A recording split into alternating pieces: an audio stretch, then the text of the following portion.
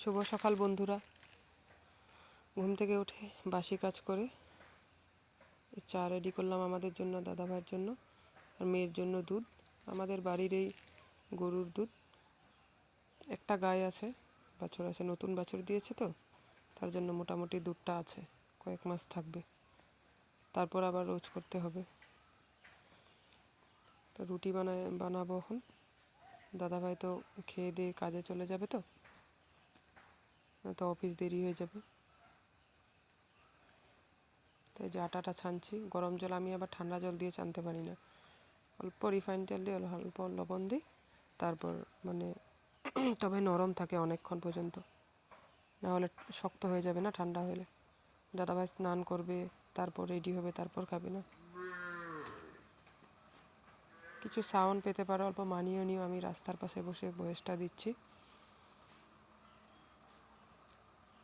তো মেয়েও খেয়ে স্কুল যাবে, দাদাভাইও খেয়ে দাদাভাইয়ের কাজে যাবে।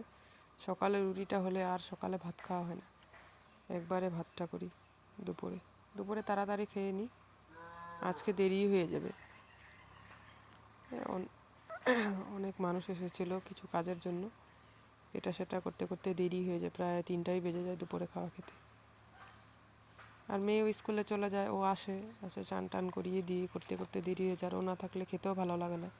দুপুরবেলা আমি আর মেয়েই থাকি, তো দুপুরবেলা খুব একটা ঝামেলা করি না রান্নার, যা থাকে ওইটা দিয়ে খেয়ে নিই। আর দেখবে মেয়ে লোক মানুষ খেলে খুব একটা ঝামেলা হয় না, ছেলে মানুষ থাকলেই খাওয়ার ঝামেলাটা। ছেলে মানুষকে ঠান্ডাও দেওয়া যায় না, বাসিও দেওয়া যায় না। তারপরে যে খাওয়া দাওয়া করে দাদাভাই চলে গেল, চলে যাচ্ছে ওর কাজে, আর মেয়ে ওইটুকু যাবে রাস্তার ওইটুকু পর্যন্ত, না হলে ওর ভালো লাগে না। ও ওইটুকু যাবে, আবার দৌড়ে চলে আসবে। এখন মেয়েকেও রেডি করে স্কুল পাঠিয়ে দিব, ও 12টা 12:30 নাগাদ এসেই পড়বে।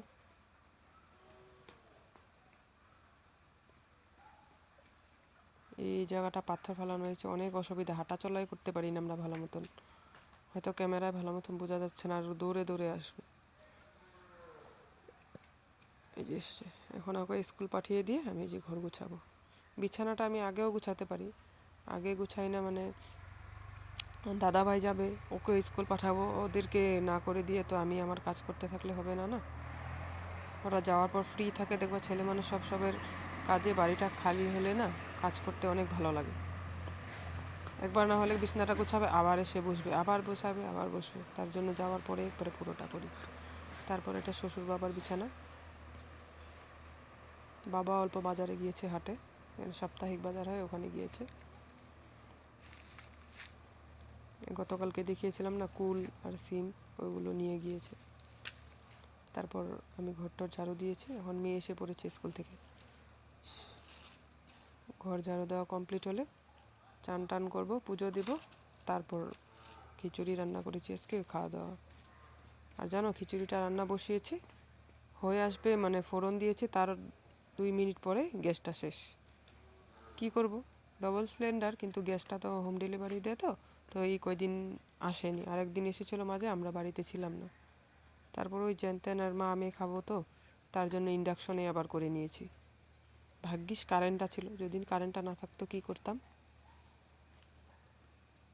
আর দেখবে গ্যাসে করে করে না সবসময় এই চুলা জ্বালাতে ইচ্ছা করে না, কালি। আবার দেখবে চুলাতে করলে চুলায় ভালো লাগে, কিন্তু না করলে না ভালো লাগে না। আর মেয়ের জন্য আমি চুলা জ্বালাই না, আছে পার্মানেন্ট নেই, বাইরে টেম্পোরারি গরম জল টল করার জন্য করে রেখেছি একটা, কিন্তু ভয় লাগে না, হাত পা দিয়ে দেয়, তার জন্য চুলাটা খুব একটা জ্বালাই না। তারপরে যে চান টান করে পুজো দিয়ে এসে পড়েছি, আর অল্প দিকদারি করবে, খিচুড়ি দেখে নিজে হাতে খেতে যাবে, আমি খেতে দিই না, কেন খিচুড়িটা অল্প পাতলা হয়েছে, তো এই চান টান করার পরে গাল ইটিয়ে মুখ লিটিয়ে খেলে আমার ভালো লাগে না। চানের আগে যত খেলবি, যত যা করবি কর, চান করার পরে আমি খুব নোংরা একটা নিজেও ধরি না, কেউকে ধরতে দিতেও আমার ভালো লাগে না। দেখলে ক্যামেরাটা সামনে এসেও কীভাবে কেমন করলো। আগে বলছে খাবো না খিচুড়ি, এমনি খুব ভালোবাসে, নিজে হাতে খেতে দিই নাই যে, তার জন্য খাবে না। খাওয়া দাওয়া করে এখানে আজকের ভিডিওটা শেষ করব। যদি ভালো লাগে আমার চ্যানেলে লাইক করো, কমেন্ট করো, আর আমার পাশে থেকো। আর যারা আমার ভিডিওটা দেখছো প্লিজ সাবস্ক্রাইব করো আর আমার পাশে থেকো। অনেক অনেক ভালোবাসা।